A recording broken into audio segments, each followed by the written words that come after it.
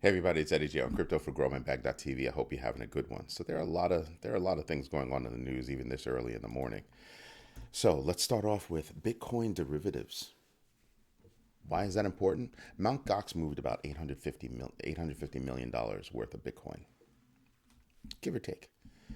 So that's got the markets kind of juggled up right now. So the volatility of that is definitely hitting the market right now. But people are seeing the end. People are seeing the end, and a lot of analysts are thinking because of that, people are definitely thinking, it's going to be time. You also have this whale. This whale dropped about $40 million worth of ETH. They sold 15,000 ETH and profit about 40 mil. And I'm sitting back and I'm just going, this whale has done it before, and it's causing downward pressure. And I'm just sitting here and I'm going, why would you continue to do that at such a low price? I'm just trying to understand if ETH is at such a low price, are you selling ETH? Hear me out. Are you selling ETH because you want to buy Bitcoin? You know that selling ETH will push the market lower, so you can go buy more Bitcoin. Just saying. Just saying. India's RBI supports tokenized deposits. And I'm sitting back and I'm going, that's interesting. Because what they're also saying is not only are they supporting it, but they're seeing growth in that space. And I'm just like, why is the market still down? It's down on purpose. There are people out there purposefully pulling the market down. Now, the question then becomes, is it a concerted effort? That's where the question comes in. I mean, I think Mt. Gox is moving on its own, but the crypto whale, this ETH whale, dropping 15,000 on the market. I don't know. That seems like a concerted effort to me. That seems very much like a concerted effort to me. But when you have news of, tokenized deposits in India, you sit back and you kind of go, that's kind of broad adoption. That's not a little bit of adoption. That is a lot of adoption. So I'm just wondering, when does the market just get compressed so much that it just explodes? Because it's just too much right now. It's too much. Like the last time I started talking about that the market compression is when we hit 73,750. Just before that, and I'm feeling the same way right now. I really am, because it's just nuts. It's just nuts. What else is there?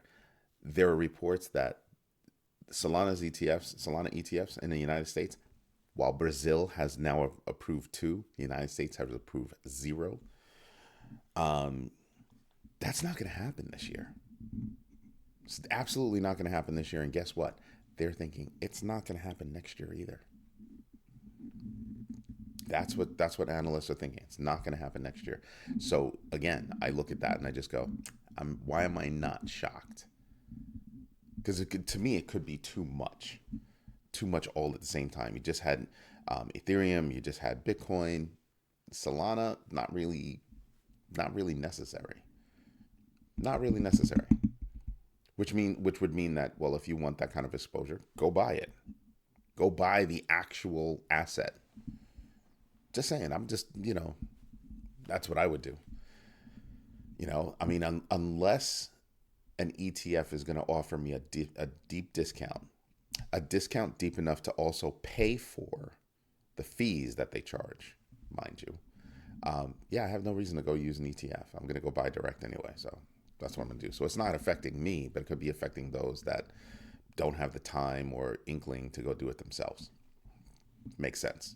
But those ETFs not happening this year, and they're casting serious doubt that they'll happen next year. Now, Jan Van Eck, CEO of Van Eck, I think, what does he have, like 30% of his assets in Bitcoin? Oof, talk about a believer. He's thinking, yeah, no, it's gonna happen. He's sticking to his guns. He's like, no, a Solana ETF is going to happen. We're questioning the timing. is what I would say to him. We're questioning the timing. Binance is definitely going to have to face that class action lawsuit. The class action states or alleges that the founder of Binance and Binance itself allowed for money laundering and the skirting of financial regulations. And they're saying, yep, you're going to have to deal with it. It's funny because Google has to also face a class action over Chrome, saying they were collecting your personal information or alleging that they were collecting your personal information without actually realizing that you gave them the right to do so in Chrome. Yeah. So users of Chrome, you might want to think about what you're doing with that. You might want to switch browsers, like DuckDuckGo or something like that. But you're not supposed to. I don't think browsers should be able to do that. I mean, think about how much financial information is traversing through that browser. Personal information traversing through the browser. It's bad enough you can't trust websites, but now you can't trust your browser. Yeah, that's a big move. That's a very big move. And guess what? Using a VPN doesn't stop them from getting your personal information. So basically what they're saying is, if you use Chrome, we get to collect that information. And I don't think that's what people signed up for. So there are other browsers out there that are saying, no, we don't do that. And we tell you that up front and in writing.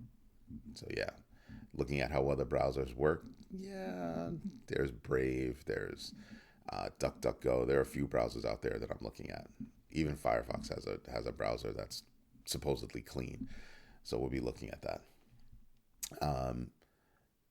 Binance also released new pairs, new spot trading pairs for Doge, Matic, Aave, Near, and Ton. That's bigger than what people think. It really is. And I think people are sleeping on it because you sit there and you kind of go, wow, that's interesting. But now check this out. Kraken did the same thing. Kraken has released new pairs against the euro for SHIB, Near, Sai, and Pepe.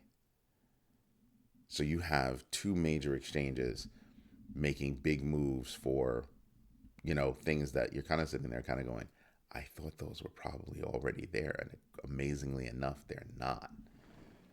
So that's a very big deal. That's a tremendously big deal. And I would expect those pairs to be moving today. I would absolutely expect those pairs to be moving today. Something else that I'm looking at, apparently out of the major hedge funds in the United States, 60% of them have at least some kind of Bitcoin exposure. And I'm just like, yeah. Like, nobody should be surprised. Nobody should be surprised. Like, at all. And the reason why is because it's very simple. It's a space that people are paying attention to, right? When you look at Bitcoin, people are paying attention to Bitcoin and what it's doing. And the idea of having that on your roster is a very big deal, because every business that I've seen that has Bitcoin on their roster and publicly announces that, their stock goes up. Their stock goes up. So if you're a hedge fund or private equity fund or whatever, and you tell your clients, we're definitely involved in that space and blah blah blah blah blah blah, that could actually help your street cred. Even though a lot of people are not as well versed or have a foundational, understanding about Bitcoin and cryptocurrency in general, saying that you do could actually make your company look good. It really can. Anyway, you know what we should do? That's right. We should get into the numbers. So let's start with the Grow My Bag Crypto Tracker top 25 losers. And as I said, I don't have to worry about updating this. Updates every 10 minutes. I'm good with that. So it's never, the information I'm looking at is never longer than 10 minutes old. Now I could make that 5 minutes. I could make it, even faster than that. But for the research I'm doing, that's more than good enough. Brett is down 13% after being up. After being added to new exchanges or being listed, newly listed at exchanges. Their GMB, X factor is 1.2x. Do I think Brett can do it? Yeah, I really do. Is anybody else over here I'm paying attention to? I've heard people talk about Radium. It's down 8%, GMB X factor of 9.45x. I have no idea whether or not it can do it. It's 90% off its all-time high. I really don't know if they can do it. I have not done a deep dive research into Radium. I would have to go do that. Turbo, I'm in the same boat. Haven't done deep dive research on that. Although people in the community have. So I would ask them to step forward and let me know what they think. As a GMB X factor of 1.41, it's 58% off of its all-time high. That sounds like it might, mathematically, it sounds like that's possible. It sounds like that's possible. Sui is down 6%, has a 1.55 GMB X factor. Again, interesting. Jasmine Coin down 6%, has a GMB X factor of 238.27x. No. No. 100. Look at this. 100% off of its all-time high. That ought to tell you something. And I'm just sitting back and just going, I mean, it's so low. It's not really 100%. It's 99 point something. But it rounds up. But I mean, yeah. I mean, its all-time high was $4.79, and it's at basically 2 cents right now. Everybody's trying to make that correlation between Jasmine and Sony, and I'm just not seeing it. I'm just not seeing it. And everybody else dips down into the 5% range. And yeah, I told you I don't pay attention to that unless it's a 2-day thing. I really don't pay attention to it. So let's see. Top 25 winners. So let's see. Tron. Yeah, I expected Tron to be up. It's up 12%. It's got a GMB X factor of 0.42x, which means you'd have to be projecting that it would go higher than its all-time high. Do I think it can do it? Even though I don't like Tron, I would absolutely think it could do it. Let's see who else. Polygon is up 7%. New listing. 5.17 GMB X factor. Do I think it can do it? Yes. I'm a big Polygon fan. Even though it hasn't moved much lately, I'm a big Polygon fan. So I'm not going to change on that. Aave up 5%. Again, we're in the 5% range. That means the bulk of the coins are moving between -5 and 5. It's a very tight space. So yeah, I'm just sitting back and I'm thinking, the market is, again, compressed. It's simple as that. Let's start back here. So we're going to get jobs numbers. What, today? Today we get jobs numbers? No, we get the FOMC meeting minutes today. Jobs numbers will come in tomorrow. Bloomberg is thinking that jobs numbers might be seen as exaggerated in terms of impact. So I'm all for it. We've dropped down the 26 for the fear and greed index. DeFi Llama dropped down to $84 billion in total value locked. That's unfortunate. And you can see right here, excuse me, yes, I'm tired. We dropped again. Look at that. I think that was off of Mt. Gox. I think that was the first time Mt. Gox was announced.